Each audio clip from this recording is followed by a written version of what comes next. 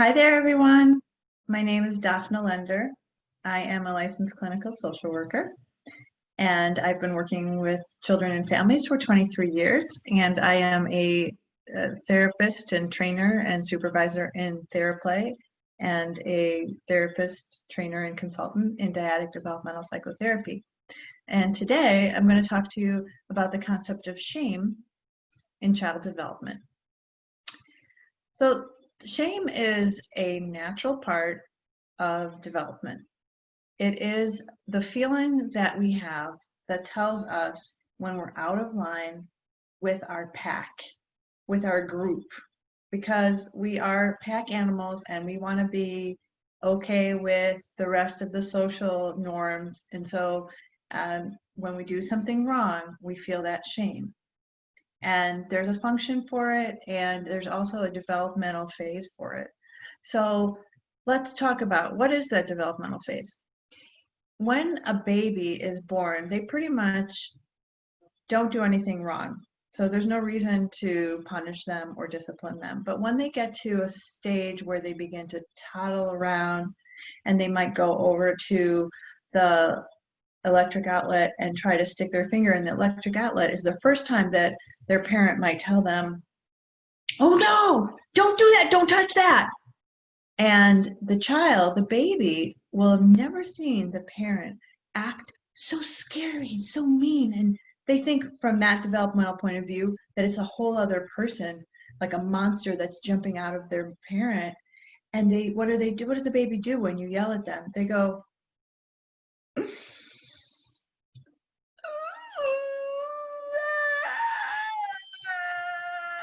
and you just see them, they're just melting as if you've completely obliterated their world. They're devastated.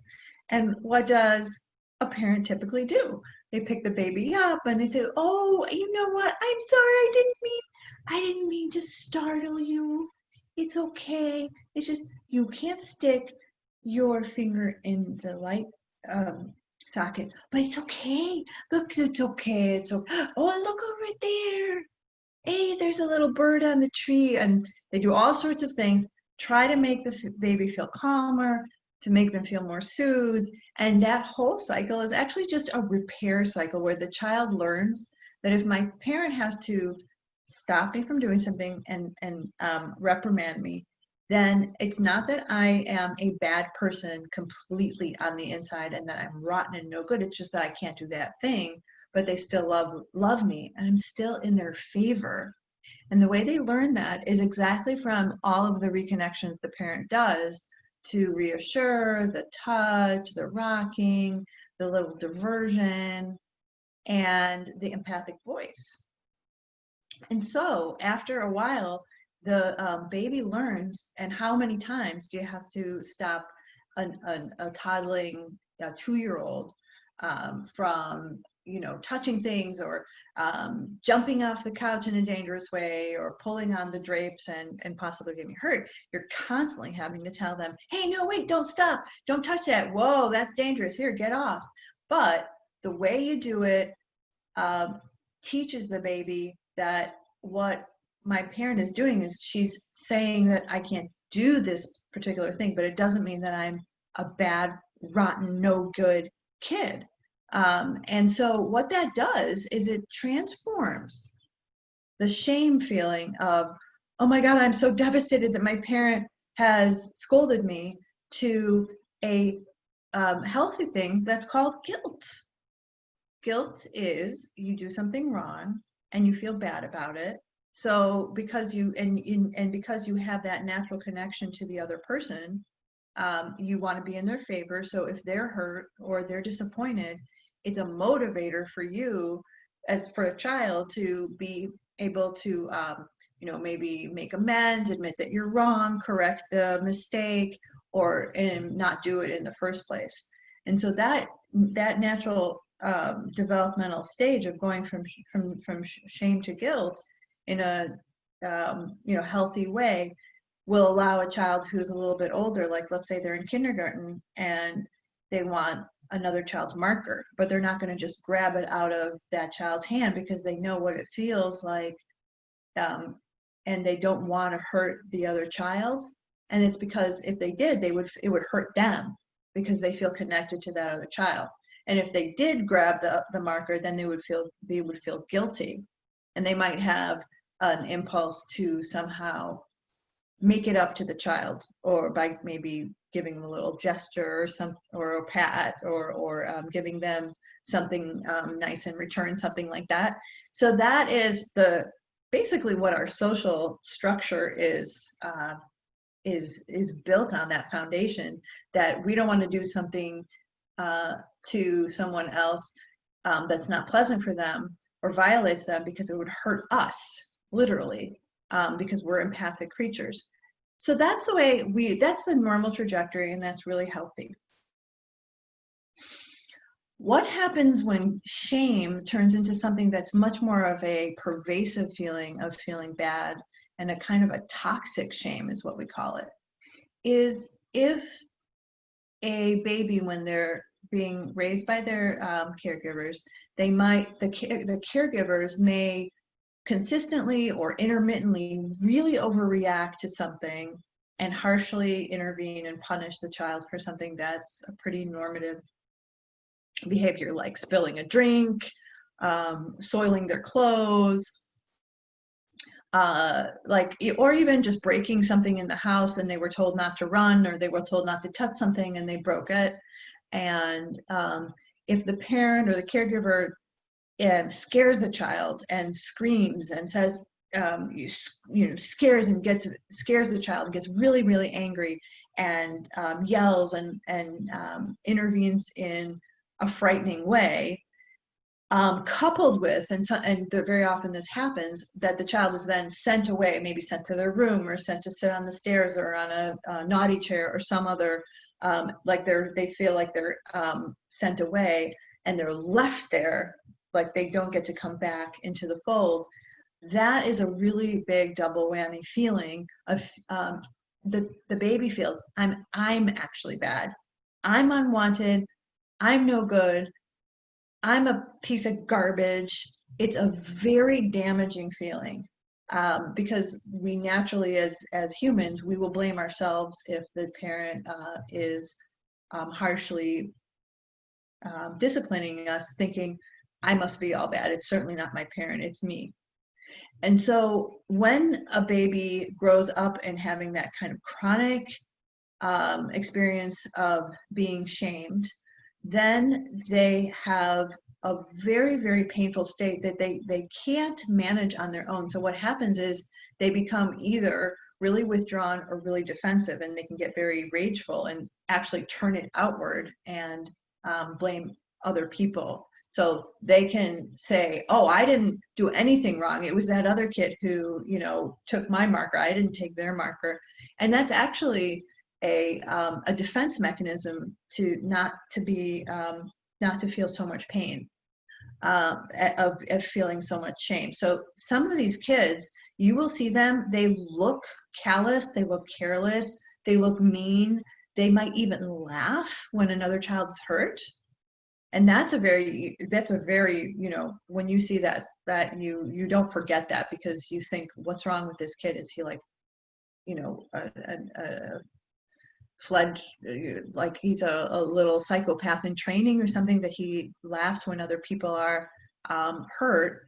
But actually, the pain that they feel is so much that they basically sort of cut it off, and they are not in touch with it, and they have like the opposite reaction. So they might laugh, or they might really quickly turn to anger. But in actuality, what they feel is that they feel damaged inside. Now, what people sometimes say when I talk to parents is, they say, well, he has to learn. He has to know the difference between right and wrong. And so I have to teach him. And if he's going to do something over and over again that he's not supposed to, well, how is he going to learn in society that he has to follow the laws? Because if he does something like deface a sign, or go on a property that he's not supposed to, the police is not going to be as kind to him especially if, he could be, if he's a child who's a minority, and he might really get in trouble just for doing something minor and breaking the law. He really needs to learn.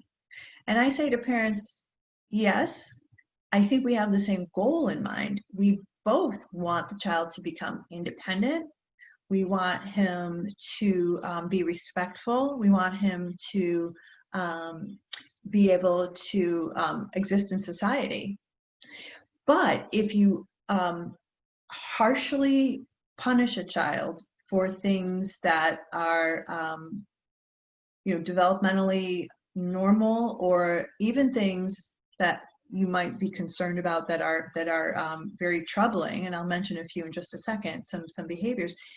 If you overreact and call names or lecture sternly or send the child away, and you don't then invite them back into the fold after a short amount of time and kind of reconnect with them, they have this, what I feel like it's almost like it's like a well of shame that sits in their chest and in their stomach and their gut. And it is a really, really painful feeling that will come out and become triggered when they feel that they're in danger or when they're angry, and they could then act really impulsively and actually become more out of control and get themselves into trouble. So because they can't, they feel ashamed about it, they can't talk about it, they're afraid to show it, they're afraid to feel judged, and so that kind of feeling can get bottled up, and then it comes out when they're under stress. So actually, by responding in a milder, more measured way is definitely better for the child's sort of outcome in terms of their ability to learn impulse control, to be able to come and seek help when they need it, and to not be afraid of making mistakes or going to an adult.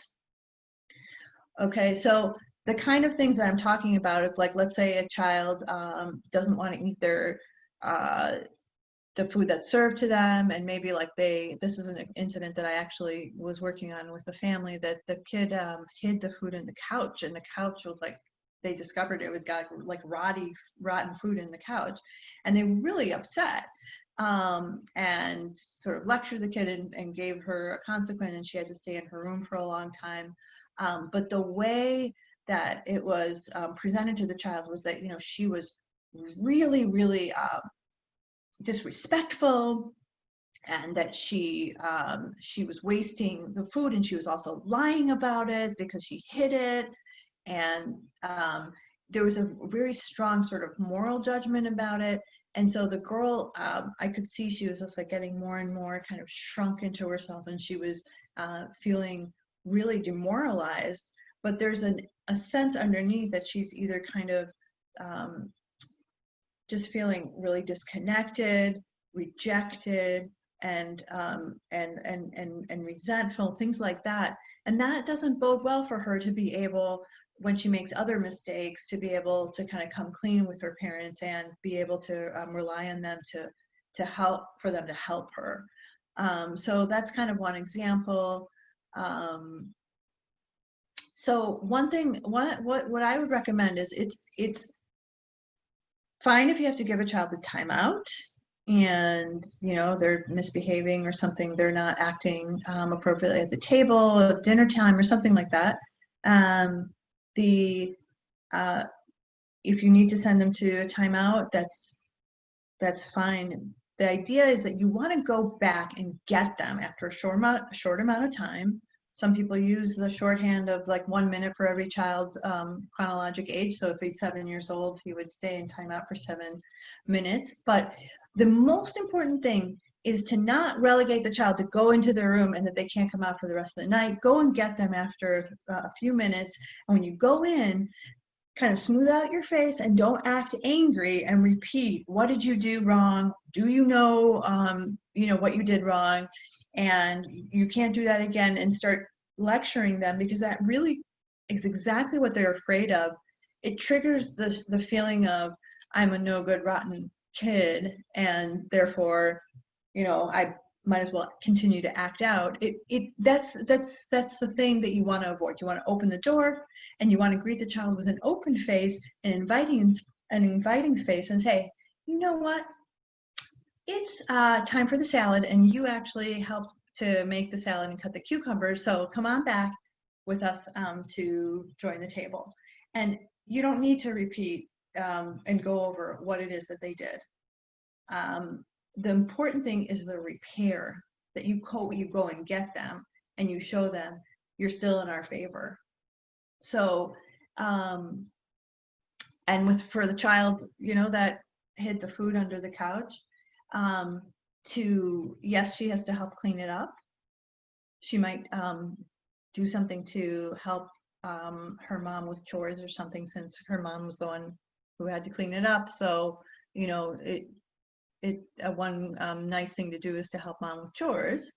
But the beyond that, the scorn, the lecturing, the real sense of like, you're a real disappointment because you lied, really try to omit that. And parents have a really hard time. We all have a hard time with it.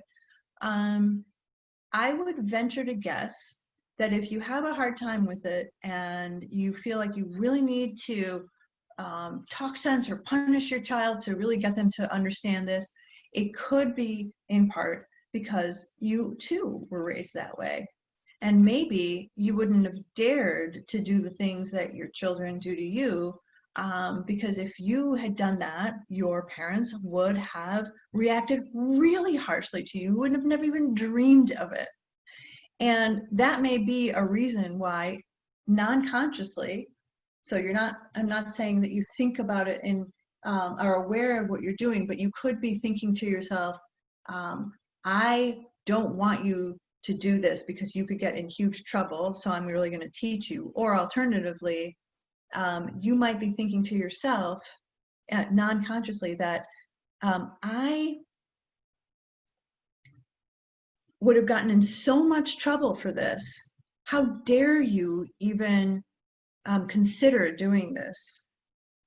It could really trigger something from within. So I would highly recommend that parents, if you're thinking, why do you get so upset? Think about, was this done to me?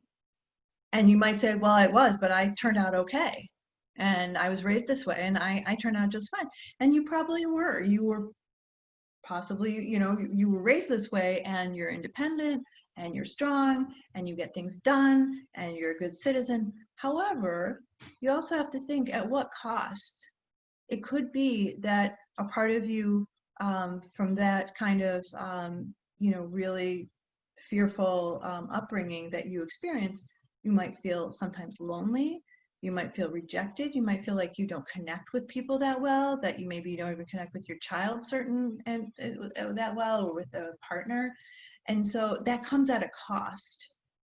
And kids need to be able to feel and experience these difficult feelings of, if they did something wrong, that yes, they can feel guilt, and yes, they have to make it up to somebody, but they do need to still be able to be in connection with their caregiver, so that they can still feel that sense of connection, and I can do better, and I can rejoin the society of my family, and that extends to then the larger society.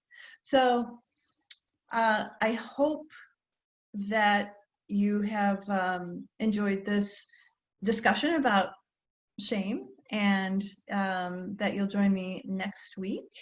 Until then, take good care, and so long.